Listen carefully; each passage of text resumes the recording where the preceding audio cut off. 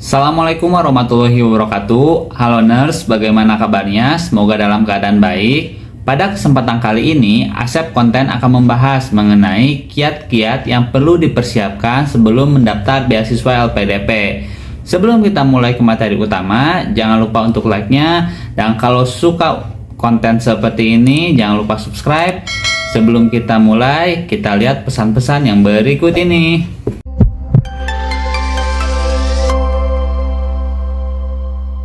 Baik nurse sekalian, kita akan bahas mengenai kiat-kiat yang perlu dipersiapkan sebelum mendaftar beasiswa LPDP. Yang saya sampaikan pada kali ini merupakan bentuk sharing dari pengalaman yang saya lakukan ketika mendaftar beasiswa LPDP di tahun 2023 lalu. Ini dapat ada yang kurang ataupun lebih, tapi semoga ada manfaatnya ya nurse sekalian. Nah, untuk yang pertama yang perlu dipersiapkan adalah niat.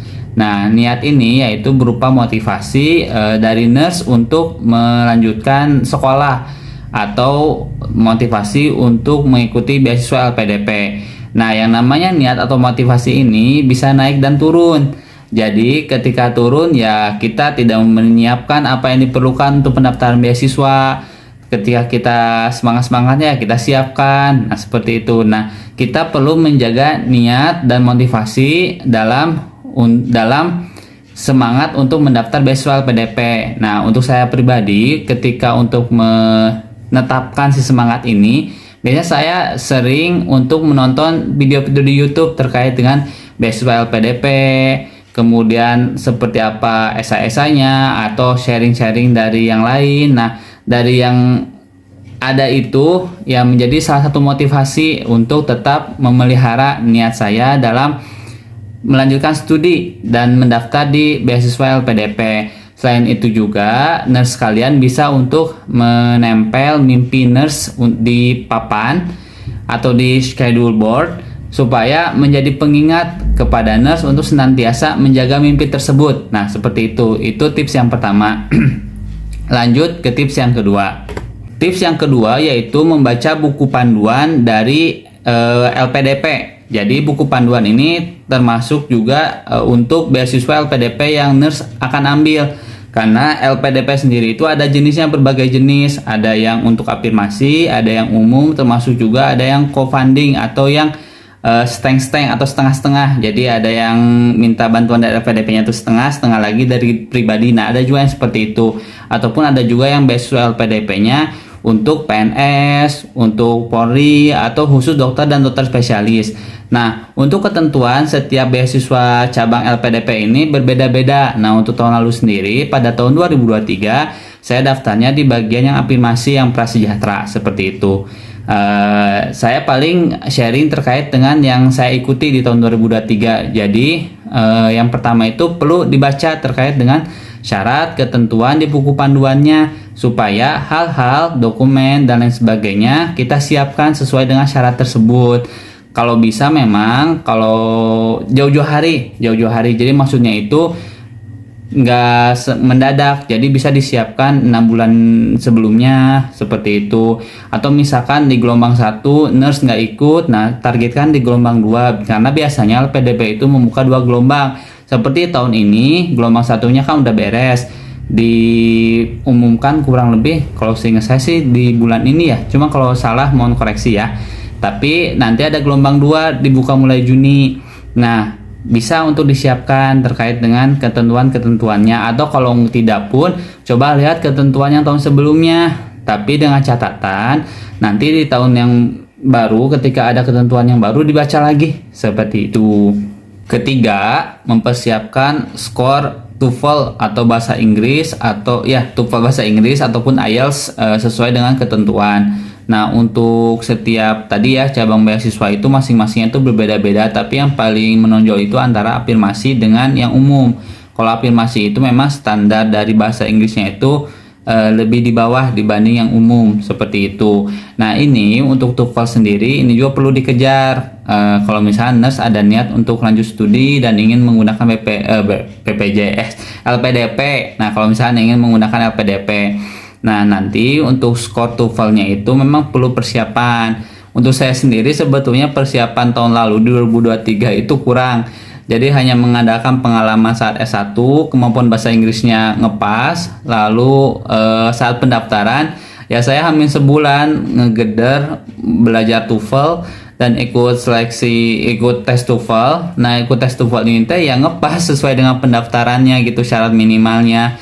Jadi bisa ikutlah play gitu sesuai dengan kriteria yang diminta dari LPDP-nya. Jadi memang untuk skor TOEFL ini perlu dipersiapkan sesuai targetan dari beasiswa LPDP jenis yang mau nurse ambil, seperti itu. Lalu yang keempat, siapkan untuk surat rekomendasi. Nah, surat rekomendasi ini bisa diminta kepada tokoh masyarakat atau akademisi yang dekat dengan kita.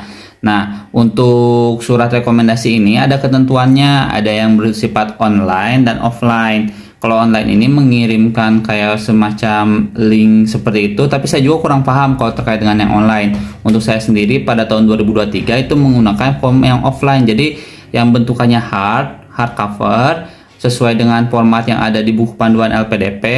Lalu saya ketik ulang dan saya kirim ke dosen saya untuk diisikan oleh beliau dan juga diberi tanda tangan basah. Nah, kalau misalnya udah seperti itu, nanti kita tinggal scan dan kita upload di bagian akun pendaftaran beasiswa LPDP-nya. Nah, ini perlu dipersiapkan karena kan kita tidak tahu kalau misalnya kita ngejar dosen S1, misalkan yang dekat dengan kita, misalnya dosen pembimbing atau dosen proyekan yang memang misal nurse sekalian pernah jadi asdos. Nah, itu bisa dikejar. Nah, waktu itu memang ya tadi alhamdulillahnya kalau saya pribadi dapat punya dosen kenalan yang gercep gitu. Jadi maksudnya tuh ketika saya chat kurang lebih seminggu itu udah dapet surat rekomendasinya gitu. Tapi kan ada juga beberapa dosen yang perlu persiapan, kitanya juga perlu ngejar. Jadi kalau bisa memang dikejar jauh-jauh hari sebelum pendaftaran dibuka. Nah, kalau sekarang kan mau gelombang 2 juga, nah bisa dipersiapkan dari sekarang sebelum dibuka gelombang 2-nya. Nah, kalau misalkan untuk rekomendasi ini sendiri, nah berlakunya itu setahun. Jadi setahun dari pendaftaran, misalkan pendaftaran gelombang 2 buka bulan April ini. Nah, maksimal si rekomendasi ini teh tidak apa ya, lewat dari April tahun lalu, seperti itu. Banyak seperti itunya ya, tapi nggak apa-apa lah, semoga yang penting materinya nyampe ya, nurse sekalian. Oke, lanjut yang kelima. Selain rekomendasi, yang kelima juga kita perlu mempersiapkan esai. Nah, untuk esai sendiri nanti baca di buku panduannya apa yang diminta oleh pihak LPDP, maka itu yang perlu kita penuhi. Untuk membuat esai sendiri, pengalaman saya memang saya pun blank awal pas mendaftar itu tuh. Jadi ya saya juga banyak menonton video YouTube, banyak ngelihat review-review yang sharing terkait dengan esai nge-spill esai LPDP yang dibuat. Jadi menambah banyak masukan jenis-jenis esai yang dibuatnya dari beberapa orang. Nah, nanti dari sana kita bisa mix and match gitulah, seperti itu. Paling nanti juga pada kesempatan yang lain saya akan coba untuk bedah esai LPDP yang pernah saya buat, seperti itu lagi. Oke, jadi itu untuk kiat-kiat yang perlu disiapkan. Terus juga jangan lupa ketika untuk ngisi akunnya nih, pengalaman saya tahun lalu. Jadi kalau misalkan ngisi di akun LPDP itu kadang suka ngeloading, terus kita tuh harus ngisi dari nol gitu. Jadi memang perlu kesabarannya ketika mendaftar. Dan kalau bisa memang kayak kan tuh teh kayak apa ya namanya teh, kayak banyak lah yang di situ kayak kekurangan, kelebihan, riwayat sekolah. Nah, itu kalau bisa ada backup-nya di Word supaya nanti pas harus ngulang itu teh kita udah ada di Word gitu, kayak gitu. Termasuk juga esai jangan sampai ngetik langsung di websitenya, takutnya ngeloading tiba-tiba harus ngetik ulang. Jadi memang siapkan juga di dokumen terpisah baru dipindahkan, bisa kayak gitu. Itu cukup sekian untuk pertemuan yang sekarang. Sampai jumpa di sharing berikutnya, semoga bermanfaat. Sekali lagi, kalau suka jangan sungkan ngasih like-nya. Kalau misalnya ada request materi boleh komen, dan juga jangan lupa subscribe. Sampai jumpa di pertemuan selanjutnya. Wassalamualaikum.